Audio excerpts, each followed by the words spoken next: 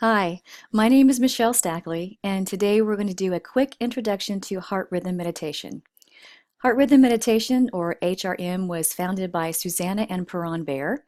Their first book, Living from the Heart, can be purchased online at Amazon.com for about $12. They also co-founded the Institute for Applied Meditation, which you can visit at www.iamheart.org. So, what is heart rhythm meditation? Heart rhythm meditation is a form of meditation that focuses on the heart and the breath.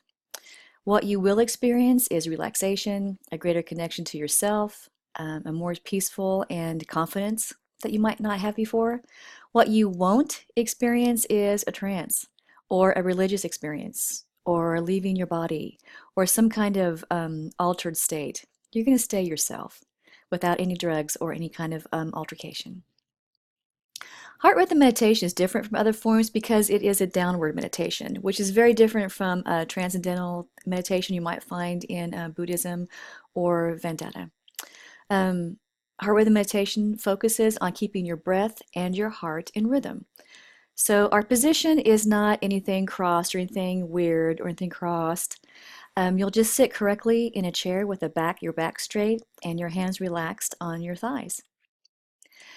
A lot of times I'll hear the question, well, why would I want to meditate? Well, if you meditate and nothing happens, then I wouldn't expect you to want to meditate again. But at first, when you start your heart rhythm meditation, you might be thinking about the mechanics. Am I sitting straight? Are my feet on the floor? Are my hands on my thighs? Because you're thinking of all those mechanical things, it'll take you several practices before you actually start to relax and focus on your heart.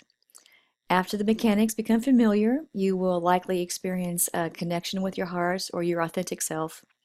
And with continued heart rhythm meditation, you will experience a relief of several common ailments like insomnia or anxiety or depression or even high blood pressure.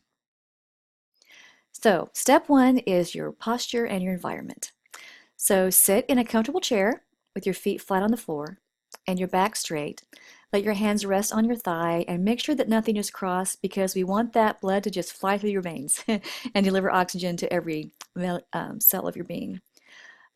Choose a quiet place away from any distractions like the radio or the TV. Turn off your cell phone and ask your family not to disturb you for 5 minutes while you practice your heart rhythm meditation. Step two is conscious breath. Now, normally, our breathing is unconscious. Um, but when we make the shift of breathing consciously, then that frees up that part of our brain that does it for us automatically. And that frees up that gizmo, I'll call it a gizmo, to focus on your heart. And that is the way that breathing becomes a gateway between your conscious and your unconscious. Now, our unconscious mind will shuffle thoughts to us in images, memories, or feelings. And it's nothing to be afraid of because it's you, it's no one else. Step three is focus on your heart.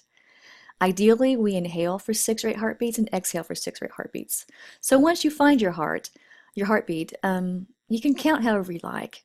But if you have trouble finding your heartbeat, go ahead and check your pulse.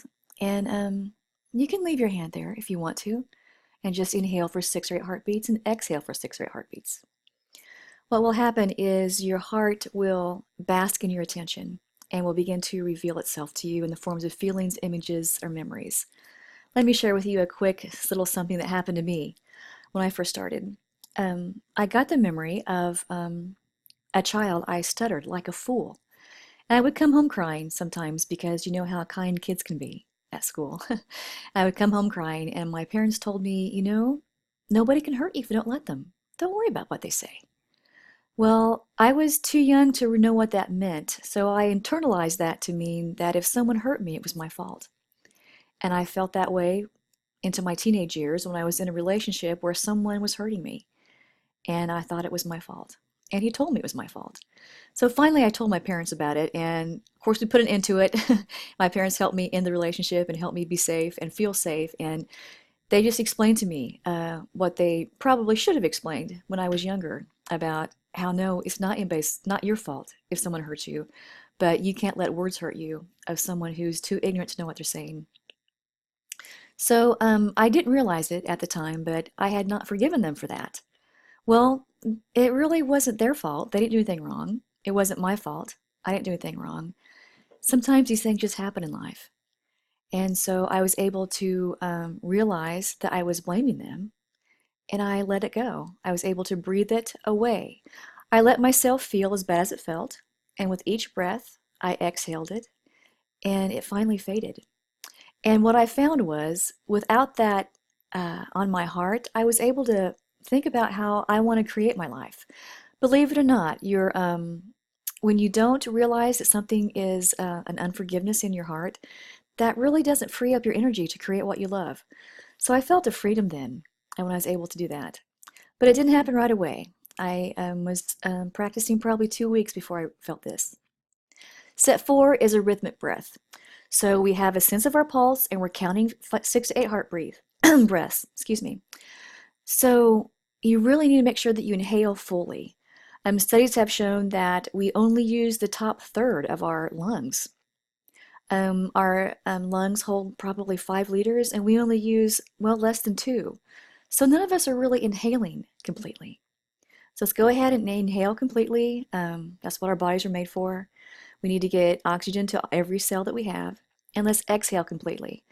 A lot of times our body will, our bloodstream especially, will dump toxins into our lungs to be exhaled. That's why we exhale, CO2, which is toxic to us.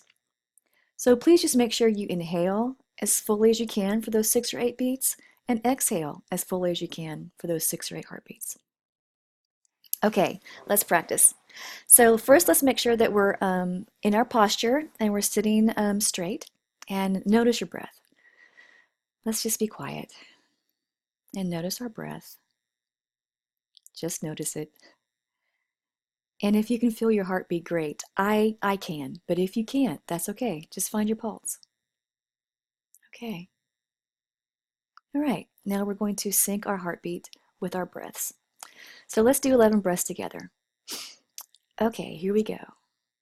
Inhale 1, 2, 3, 4. Exhale 1, 2, 3, 4. Inhale 1, 2, 3, 4. Exhale 1, 2, 3, 4. Inhale 1, 2, 3, 4. Exhale 1, 2, 3, 4. Inhale 1, 2, 3, 4. Exhale 1, 2, 3, 4. Inhale 1, 2, 3, 4. Exhale 1, 2, 3, 4. Inhale 1, 2, 3, 4. Exhale 1, 2, 3, 4. Inhale 1, 2, 3, 4. Exhale 1, 2, 3, 4. Inhale 1, 2, 3, 4. Exhale 1, 2, 3, 4. Inhale 1, 2, 3, 4. Exhale 1, 2, 3, 4. Inhale 1, 2, 3, 4. Exhale 1, 2, 3, 4. Inhale 1, 2, 3, 4. Exhale 1, 2, 3, 4. Okay, that was 11 breaths. And as you can see, I prefer to count 4 slowly instead of 8 regular heartbeats. So you can count however you want. So you feel a little bit more relaxed, you feel more connected, more peaceful, a little bit more calm. So I'm hoping that you will do these 11 breaths every day and see what kind of difference it makes. Thank you for joining me. Hopefully next time we can do another breath. So